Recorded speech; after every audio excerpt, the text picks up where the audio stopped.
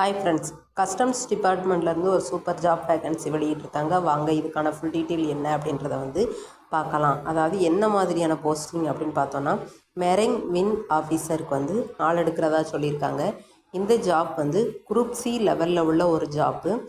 First tradesman, அதாவது ட்ரேட்மேனுக்கு level 2ல், அதாவது 19,900லேருந்து 63,200 வரை சேலரி கொடுக்காங்க.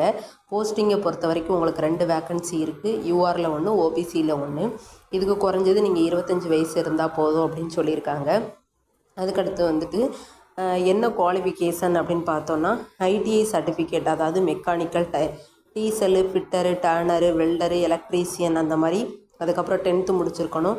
2 இயர்ஸ் எக்ஸ்பீரியன்ஸ் இருக்கணும். அதாவது ஆட்டோமொபைல் ஷிப் ரிப்பேர் ஆர்கனைசேஷன் அதில் எக்ஸ்பீரியன்ஸ் இருக்கணும் அப்படின்னு சொல்லியிருக்காங்க. டிசைரபிள் கொடுத்துருக்காங்க பாருங்கள். இதை ஒரு டைம் ரீட் பண்ணி பார்த்துட்டு அதுக்கேற்ற மாதிரி நீங்கள் அப்ளை பண்ணிக்கோங்க. அடுத்து சீமன் கொடுத்துருக்காங்க. சேம் தான், குரூப் சி லெவல் போஸ்ட்டு தான். 18,000லேருந்து 56,900 வரை சேலரி இருக்க போது. 11th CBC. இதில் 6 வேக்கன்சி இருக்குது. யூஆரில் ஒரு 4, ஓபிசியில் 1, இடபிள்யூஎஸில் ஒரு வேக்கன்சின்னு சொல்லியிருக்காங்க. இந்த வேக்கன்சியை பொறுத்த வரைக்கும் நீங்கள் 18லேருந்து 25 வயசு ஏஜ் இருக்கணும் அப்படின்னு சொல்லியிருக்காங்க. இதுக்கு நீங்கள் என்ன குவாலிஃபிகேஷன் வச்சுருக்கணும் அப்படின்னு பார்த்தோன்னா, 10th முடிச்சுட்டு ஒரு 3 இயர்ஸ் எக்ஸ்பீரியன்ஸ் நீங்கள் மெக்கானிக்கல் வெசலில் இருக்கணும் அப்படின்னு சொல்லியிருக்காங்க. 2 இயர் ஹெல்ம்ஸ்மேன் அண்டு சீமன்ஷிப் ஒர்க்கில் இருக்கணும் அப்படின்னு சொல்லியிருக்காங்க. டிசைரபிள் சர்டிஃபிகேட் இருக்கணும் அப்படிங்கிற மாதிரி மென்ஷன் பண்ணியிருக்காங்க. அடுத்த போஸ்ட் என்ன அப்படின்னு பார்த்தோன்னா, கிரீசரு. இதுவும் குரூப் சி லெவலில் உள்ள ஒரு போஸ்ட்டு தான். சேல்ரி 18,000லேருந்து 56,900 வரை இருக்குது அப்படின்னு சொல்லியிருக்காங்க. 2 வேக்கன்சி கொடுத்துருக்காங்க. 18 to 25 வயசு ஏஜ் இருக்கணும்னு சொல்லியிருக்காங்க. இதுக்கு நீங்கள் 10th முடிச்சுட்டு 3 இயர்ஸ் சி கோயிங் மெக்கானிஸ்டு வெசலில் எக்ஸ்பீரியன்ஸ் இருக்கணும் அப்படின்னு சொல்லியிருக்காங்க. டிசைரபிள் கொடுத்துருக்காங்க பாருங்கள். அதை ஒரு டைம் ரீட் பண்ணி பார்த்துக்கோங்க.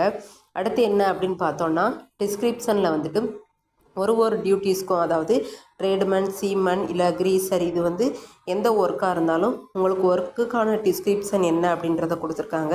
செக் பண்ணி பார்த்துக்கோங்க. அடுத்து என்ன அப்படின்னு பார்த்தோன்னா, இப்போ இடபிள்யூஎஸ் கேண்டிடேட்டாக இருந்தீங்க அப்படின்னா 2026-27 உள்ள டாக்குமெண்ட் இருக்கணும். அதை நாங்கள் வெரிஃபிகேஷன்களை கேட்போம் அப்படின்ற மாதிரி மென்ஷன் பண்ணியிருக்காங்க. அடுத்து ஆர்டினரி போஸ்ட்டு இல்லைனா ஸ்பீடு போஸ்ட்டு எதுலனாலும் நீங்கள் அனுப்பலாம்.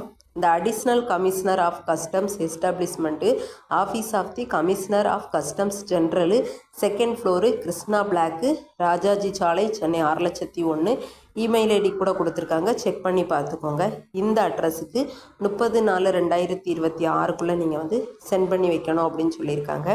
அடிஷ்னலாக கமிஷனர்ஸ் ஆஃப் கஸ்டம்ஸுக்கு மெரைன் விங்கு போஸ்ட்டுக்கு இப்போ நீங்கள் அப்ளை பண்ணுறதுக்கு கீழே ஃபார்ம் கொடுத்துருக்காங்க.